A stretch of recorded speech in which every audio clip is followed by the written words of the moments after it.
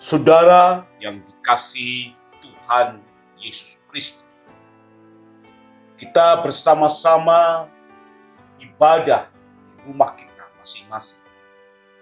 Saya memberikan judul khotbah saya adalah harga untuk menjadi murid, yang terambil dari kitab Injil Lukas pasal 14 ayat 25 sampai dengan ayat 33. Saudara yang dikasihi Tuhan, saya ingat seorang hamba Tuhan yang bernama Dietrich Bonhoeffer. Dia adalah seorang hamba Tuhan dari Jerman, dari gereja Lutheran. Ketika Hitler berkuasa, Bonhoeffer lari dari Jerman. Tapi pada suatu titik tertentu, Bonhoeffer sangat rindu untuk bisa melayani bangsanya. Itu sebabnya Bonhoeffer kembali ke Jerman, melayani bangsanya sendiri. Saudara yang dikasihi Tuhan Yesus, tahun 1943 dia ditangkap oleh Gestapo dan dimasukkan dalam penjara Nazi. Beberapa hari sebelum pasukan sekutu membebaskan Jerman dari Hitler, Nazi mengambil Dietrich Bonhoeffer, memborgolnya, mengikat lehernya dengan senar piano, dan menggantungkannya. Saudara, ia baru berumur 39 tahun ketika ia mati sebagai seorang martir. Buku Bonhoeffer yang paling terkenal adalah The Cross and Sacrifice. Saudara, seorang yang masih muda tetapi rela mati untuk Kristus Yesus. Ini luar biasa, saudara. Kenapa? Karena memang tantangan pemberitaan dalam era Tuhan Yesus Kristus berbeda dengan zaman sekarang. Kalau zaman sekarang, orang mengambil keputusan mengikuti Tuhan Yesus Kristus dan diajar, dibentuk sebagai murid, dan kemudian melayani. Tetapi pada waktu Tuhan Yesus Kristus menantang murid-muridnya, di awal daripada mereka mulai mengikuti Tuhan Yesus, bukan di bagian akhir. Lukas pasal 14 ayat 25 sampai dengan ayat 27. Pada suatu kali, banyak orang berduyun-duyun mengikuti Yesus dalam perjalanan. Sambil berpaling ia berkata kepada mereka, "Jikalau seorang datang kepadaku dan ia tidak membenci bapaknya, ibunya, istrinya, anak-anaknya, saudara-saudaranya laki-laki atau perempuan, bahkan nyawanya sendiri, ia tidak dapat menjadi murid. Barang siapa tidak memikul salib dan mengikut aku, ia tidak dapat menjadi murid." Saudara, ini adalah apa yang Tuhan Yesus Kristus katakan kepada orang-orang terhilang, kepada orang-orang yang belum pernah diselamatkan, yang belum menjadi murid-muridnya. Ada satu juga, hal pertama yang Tuhan Yesus Kristus katakan kepada orang banyak itu adalah supaya mereka rela meninggalkan segala sesuatunya dan mengikut Kristus Yesus. Ini berbicara tentang harga untuk menjadi seorang murid kepada banyak orang. Tujuan Tuhan Yesus Kristus bukan untuk mengumpulkan orang banyak, tetapi mencari orang yang komitmen, mengumpulkan sekelompok orang yang berkomitmen tinggi, memuridkan orang-orang yang mau mengambil risiko hidup mereka untuk sebuah pesan yang harus disampaikan sampai ujung. Saudara-saudara yang dikasih Tuhan Yesus Kristus, ini luar biasa. Tapi mungkin saudara sedang merenungkan, apakah kalau begitu Tuhan Yesus Kristus meminta kita untuk meninggalkan segala sesuatunya, dan dengan sederhana kita ingin berkata bahwa harus lepaskan semuanya. Kita hidup di gua-gua dan kita menyendiri. Bukan itu.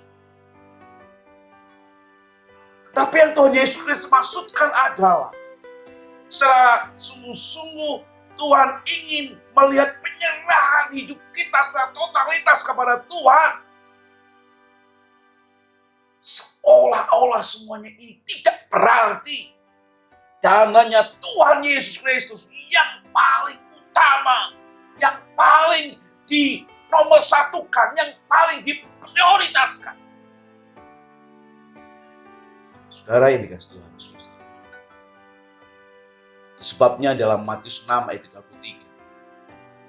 Tapi carilah dahulu kerajaan Allah dan kebenarannya.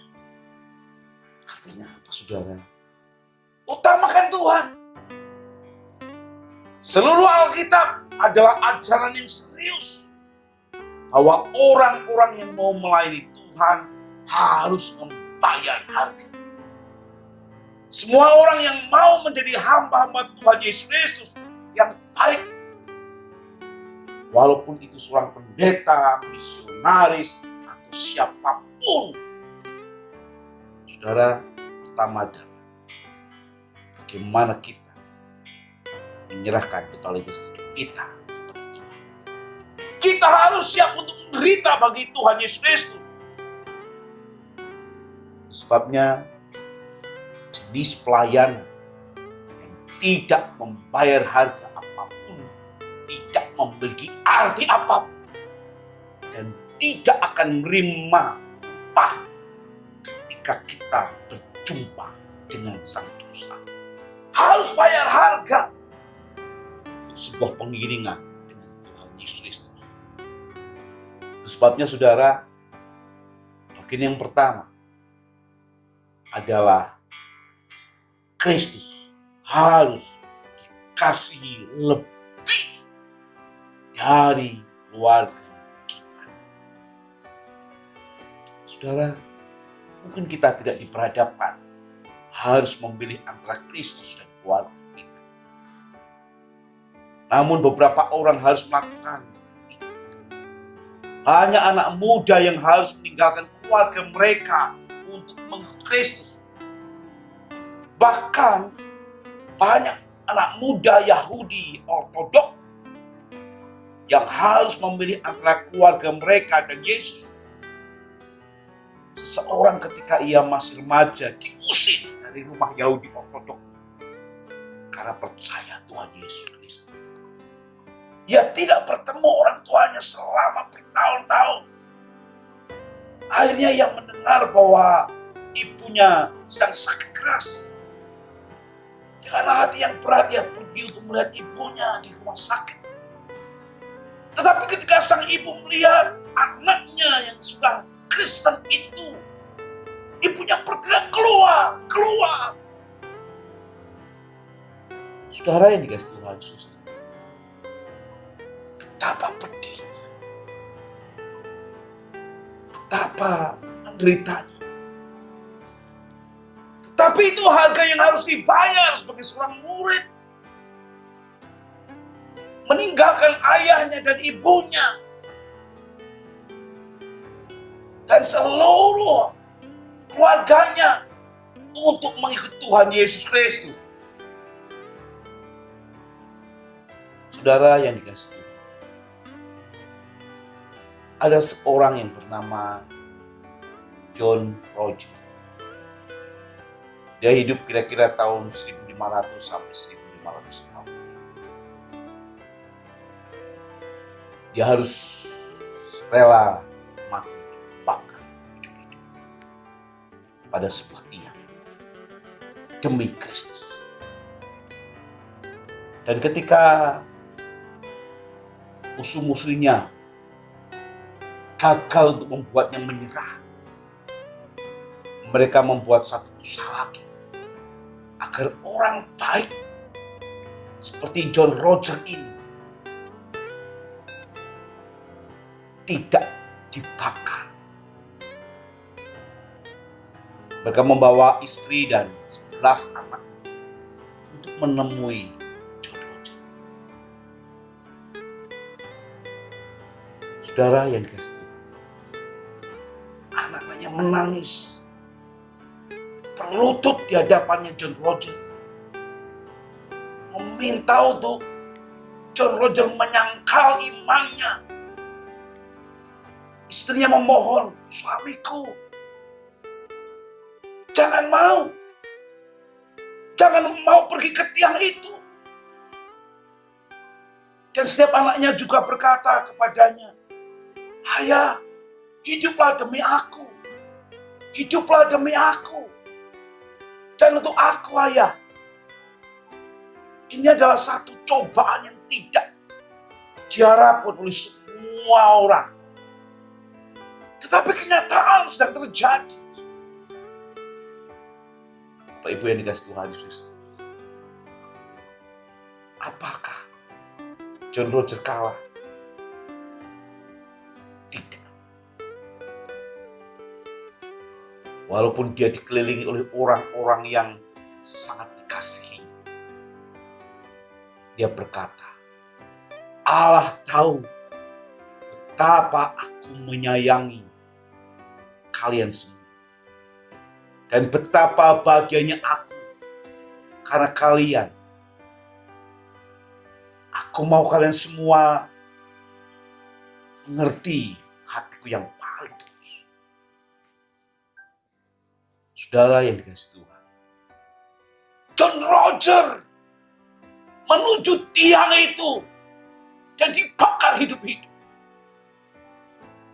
Dia rela meninggalkan istrinya dan 11 anaknya karena imannya kepada Tuhan Yesus Kristus. Saudara yang dikasihi Tuhan Yesus, tantangan yang luar biasa. Mungkin kalau istri masih kita sedang pikirkan, tapi kalau anak-anak yang meminta dengan menangis, rasanya hati seorang bapak akan luluh, akan hancur. Tetapi John Roger menang. Dia tetap setia kepada Tuhan Yesus Kristus. Yang kedua, saudara, Kristus harus dikasih lebih dari hidup kita sendiri. Tuhan Yesus Kristus berkata dalam Lukas pasal 14 ayat 20, jikalau seorang datang kepadaku dan ia tidak membenci bapaknya, ibunya, istrinya, anak-anaknya, saudara-saudaranya laki-laki atau perempuan, bahkan nyawanya sendiri, ia tidak dapat menjadi murid. Saudara, apa yang kita sedang pikirkan bersama-sama? Para martir di gereja mula-mula dan para martir di generasi rela memberikan hidupnya untuk kemuliaan nama Tuhan. Banyak orang yang telah salah menggambarkan tentang Tuhan Yesus yang seperti superhero yang dielulukan semasa hidupnya. Saudara, Tuhan Yesus tidak seperti yang mereka gambarkan. Yang menangisi orang-orang yang menolak untuk mengikut Dia. Lukas 19 ayat 41 dikatakan, dan ketika Yesus telah dekat dan melihat kota itu, Ia mengangisinya. Menangis karena apa? Karena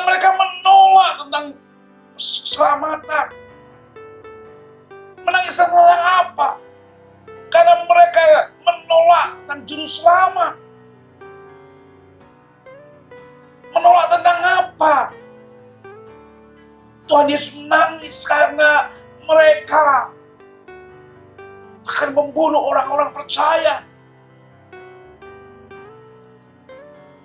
Saudara ini guys, kita harus rela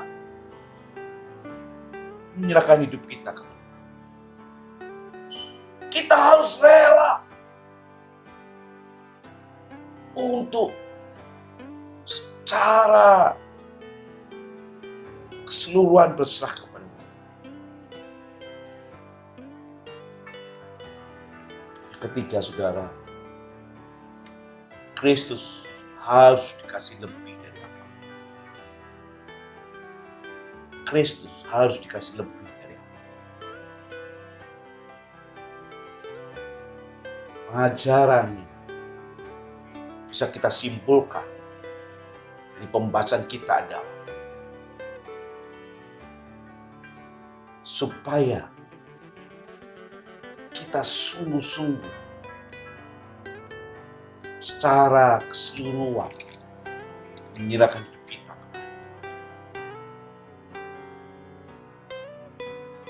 Kita tetap harus setia kepada Tuhan. Karena pengajaran tentang Kristus Yesus adalah satu kesempatan untuk kita komitmen kepada Tuhan Yesus Kristus. Memang ada dua pilihan antara dunia dengan Kristus. Tapi kita harus mengambil keputusan. Menyerahkan hidup kita kepada Tuhan Yesus Kristus. Totalitas. Seorang hamba Tuhan baptis dari Inggris yang bernama Charles Spurgeon berkata demikian.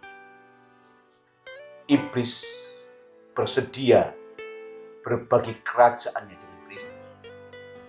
Namun Kristus tidak akan begitu saja bahkan mau membagi kerajaannya bersama dengan iblis. Itu sebabnya ketika Tuhan Yesus Kristus memerintah orang percaya dalam hidup, totalitas harus melihat Tuhan Yesus Kristus. Tidak boleh berpaling sedetik pun terhadap iblis. Karena kita tidak ada hubungan dengan iblis. Saudara ini guys, Tuhan Yesus Kristus. Bagaimana dengan saya dan saudara? Apa yang harus kita katakan? Apakah kita sepenuh hati menyerahkan diri kita kepada Kristus? Jika tidak, kita tidak akan menjadi salah satu dari mereka.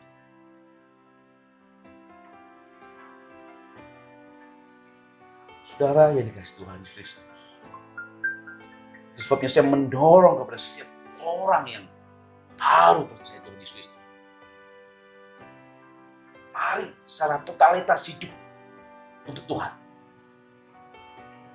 Jangan pernah kita bersekutu dengan dunia. Bahkan Tuhan Yesus Kristus katakan dalam Lukas pasal 9 ayat 26. Dikatakan dengan jelas supaya tidak malu mengakui Tuhan Yesus Kristus sebagai juru selamat. Sebab barang siapa malu karena aku dan karena perkataanku, karena manusia juga akan malu karena orang itu apabila ia datang kelak dalam kemuliaan. Saudara yang dikasihi Tuhan Yesus Kristus, ini adalah suatu tantangan buat saya dan saudara. Dan kepada banyak orang, akui Tuhan Yesus Kristus.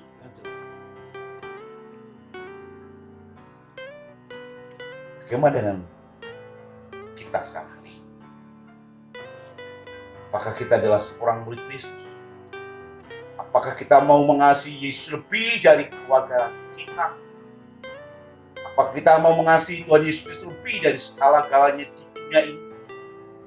Dan sudahkah kita menyerahkan diri kita kepada Kristus dengan segenap hati? Apakah kita bisa membuktikan diri kita sendiri setia kepada Dia dengan cara hidup yang kita hidupi?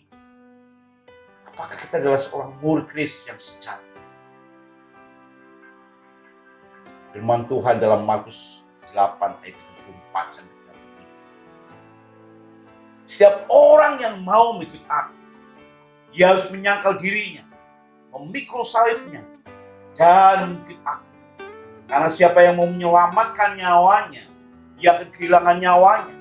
Tapi barang siapa kehilangan nyawanya karena aku dan karena Injil, dia akan menyelamatkan. Apa gunanya seorang memperoleh ke seluruh dunia, tapi ia kehilangan nyawanya? Karena apakah yang dapat diberikannya sebagai ganti nyawanya? Saudara yang dikasihi, kesampingkanlah segala yang tidak berkenan di hadapan Allah. Datanglah dengan segenap hati kepada anak. Berhentilah mempercayai dunia ini dan letakkanlah kepercayaan kita di dalam Yesus, Yesus Kristus. Dia akan menyucikan kita dari segala dosa dengan darahnya yang Ia tercurahkan ketika Ia mati menggantikan tempat kita untuk membayar dosa-dosa kita kayu salib.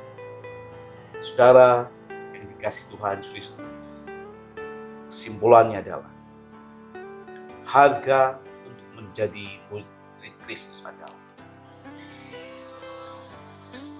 Kristus harus dikasih lebih dari keluarga kita. Kristus harus dikasih lebih dari hidup kita sendiri. Kristus harus dikasih lebih dari apa.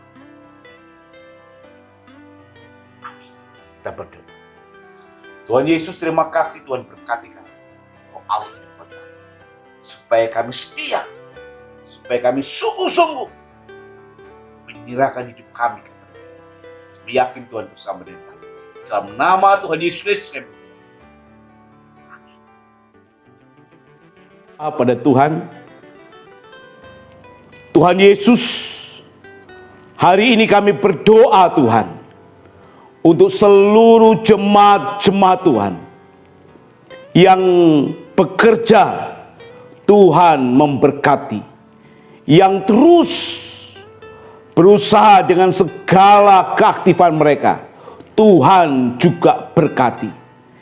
Yang mungkin kekurangan, Tuhan Engkau menolong mereka. Yang sakit Tuhan jamah, yang sedang ada masalah, mari Tuhan beri penghiburan buat mereka. Berkati kami semua Tuhan. Kami berdoa di dalam nama Tuhan Yesus Kristus. Semua dicukupkan oleh Tuhan. Bahkan Tuhan memberikan satu kelebihan oleh karena Tuhan bersama dengan kami. Berkati kami Tuhan.